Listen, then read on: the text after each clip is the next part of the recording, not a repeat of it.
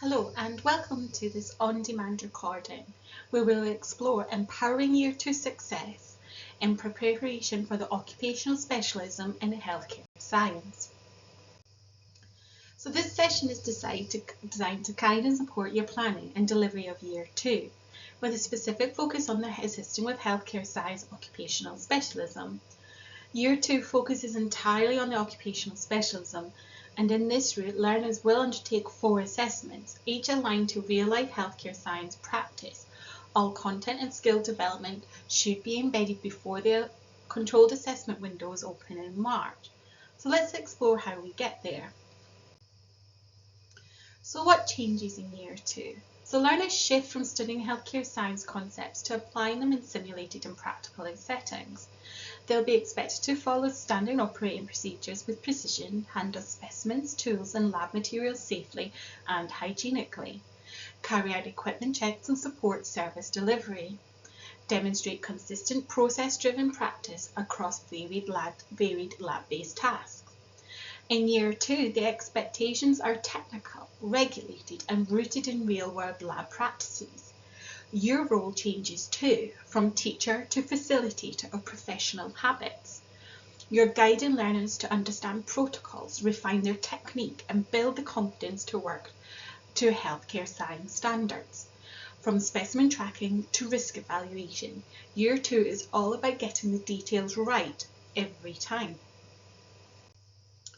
So the occupational specialism in healthcare science is structured around 3 key performance outcomes. Performance outcome 1, support physiological, physical and clinical engineering services to generate reliable data and images for diagnosis and treatment. Performance out 2 is support the collection of a range of specimens for analysis. And performance outcome 3, process and analyze service user specimens in laboratory settings to generate reliable data for diagnosis or treatment. These are not isolated tasks. Each one builds practical habits and safe, effective working processes. To prepare learners effectively, use weekly logbooks to track specimen handling, technique accuracy and hygiene practices. Include peer audit exercises. Learners review one another's approach to setup and decontamination. Simulate specimen collection and tracking with mock paperwork, barcoding and risk evaluation. And practice troubleshooting with what would you do if activities tied to performance outcome. The key is consistency, ensuring learners can carry out the same task correctly and reflectively across many different contexts. So let's walk through the 4 assessments that make up the occupational specialism in healthcare science. Each one is externally set and marked, and each assess all 3 performance outcomes. These tasks are not standalone. They're designed to work together, build a rounded picture of a learner's competence across practical skill, professional reasoning and written communication. So A1 or Assessment 1 is a structured assessment that asks learners to apply their knowledge of healthcare science procedures and safety practices. This might include a short written response or structured practical task in a controlled environment. It assesses their ability to understand and follow processes and procedures, apply safe working practices, and respond to realistic lab-based scenarios with clarity and accuracy. To prepare learners for A1, use past paper style questions and prompts based on SOPs so learners rehearse working within real lab expectations. Set evaluative tasks like identify 3 risks in this procedure and suggest improvements. Build in weekly reflection or quiz sessions to hygiene, contamination control or sample reliability. Most importantly, model how to write it. Use sentence frames and question breakdowns to develop confident, structured responses. So A2 is the practical observation of specimen collection and support procedures. Learners perform tasks that demonstrate the ability to follow correct lab processes, maintain hygiene and document their actions appropriately. It assesses the preparation and safe collection of specimens, accurate execution of specimen handling tasks, documentation and behaviour under observation. Prepare learners by running short time simulation of specimen handling with an emphasis on correct sequence and cleanliness, using peer assessment checklists so learners can observe and comment on each other's performance, repeating common procedures like swab collection or sample transfer until learners show consistency. Use troubleshooting cards, such as "the label is smudged, what do you do?" These build confidence in navigating issues on the spot. This is the most in-depth assessment, Assessment 3 or A3. A3 asks learners to carry out extended lab procedures under direct observation.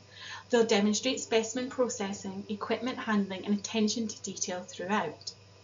It assesses competence across longer, more complex lab procedures, the ability to follow technical instructions and maintain precision, evidence of reliability, accuracy and understanding of healthcare protocols. To get learners A3 ready, use mock assessment that mirrors the A3 setup and rotate learners through the roles of performer, observer and feedback coach. Record learners' attempts and hold group feedback session using simplified versions of examiner criteria. Build self-assessment logs, such as asking questions such as what went well, where did I struggle, what will I improve next time. Align every major practical across the year with A3 expectations. It's never too early to start building routine and confidence.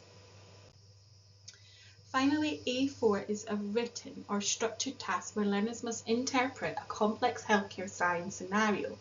This includes faulty equipment, specimen tracking errors, or process breakdowns. Learners need to explain what went wrong, what the correct action should be, and justify their thinking. It assesses the ability to interpret and respond to complex scenarios, procedural reasoning, risk mitigation, and data awareness, professional communication and justification of choices.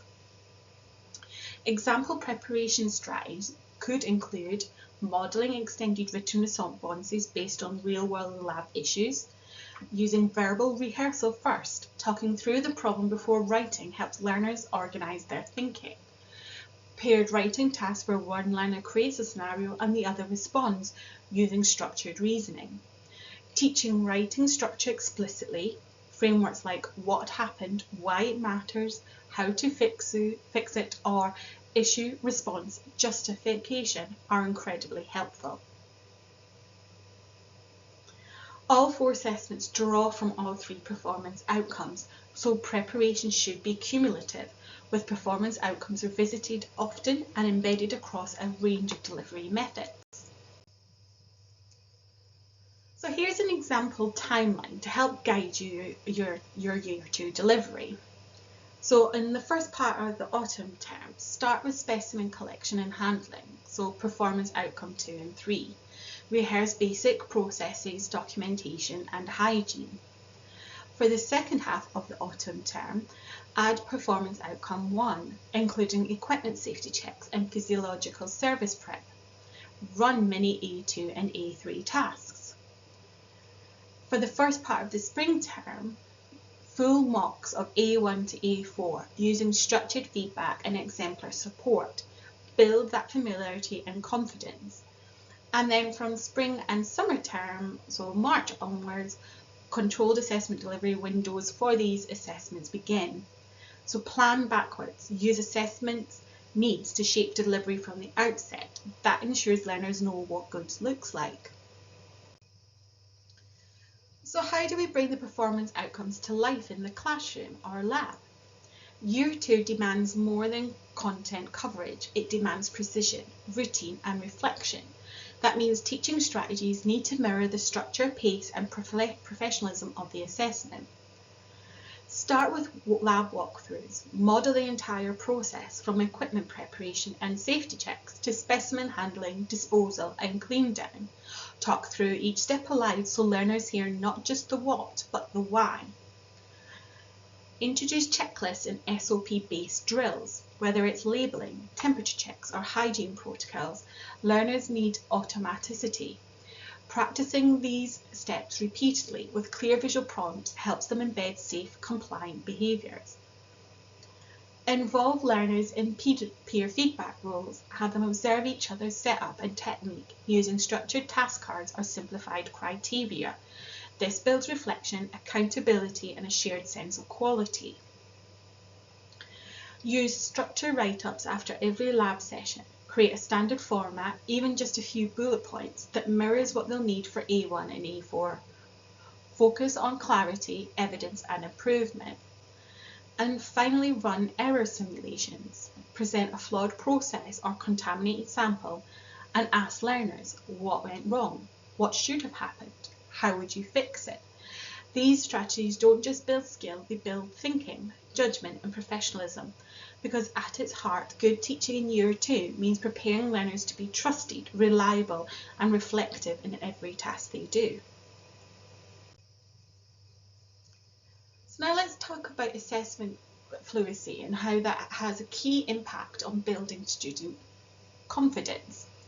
So the kind of fluency that goes beyond just knowing the task, it's about understanding what success looks like, how to show it and how to communicate it clearly. In Year 2, the fluency needs to be visible across all 4 assessments. So how do we build it? Start by colour coding tasks by performance outcomes. If learners can see which performance outcomes they're practicing and where it appears again in an assessment, they begin to recognise the patterns. It's about making the implicit explicit. Next, make observation a normal part of class life. Introduce weekly mini A2 activities, so short structured practicals where learners perform a task while others observe using simplified criteria. You're not just rehearsing the assessment, you're training learners to think like assessors too. Use peer review of log entries to build assessment language. Ask learners to comment using mark scheme phrases such as, this shows performance out to because, you could improve this by. This helps them internalise how evidence is judged. Finally, scaffold written and verbal rehearsals for A1 and A4. Use sentence starters like, the risk in this procedure is, or to ensure accuracy I would, or a possible improvement might be. Let learners rehearse aloud, then reflect on how to translate that fluency into writing. Assessment fluency isn't about rehearsing a script, it's about building clarity, confidence and competence. What learners can speak and write like professionals, they're more than ready for the task. They understand how to succeed in it. You can support students to grow. So incorporated in that building confidence, one of those things that can impact that is supporting student well-being. So practical assessments can be high pressure, especially when the smallest error can affect results.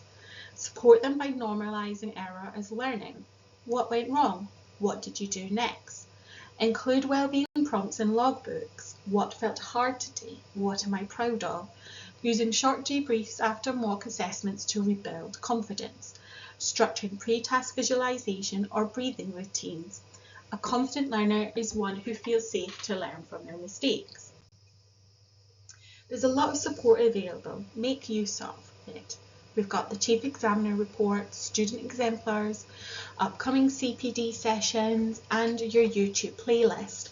So you're building the next generation of healthcare science support staff. Let's help them become not just safe and accurate, but self-aware, adaptable, and assessment ready.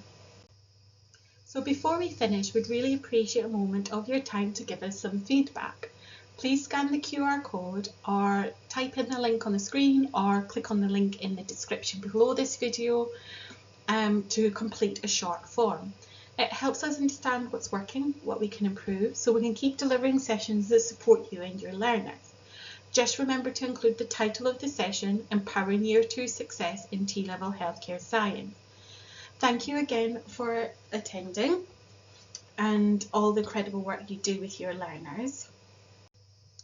So that brings us to the end of Empowering Year 2 Success. Thank you so much for your time and engagement today. We hope this session has given you practical tools, insights and inspiration to support your learners through the occupational specialism. As always, we're here to support you, so please don't hesitate to reach out. Have a great day and thank you again for what you do.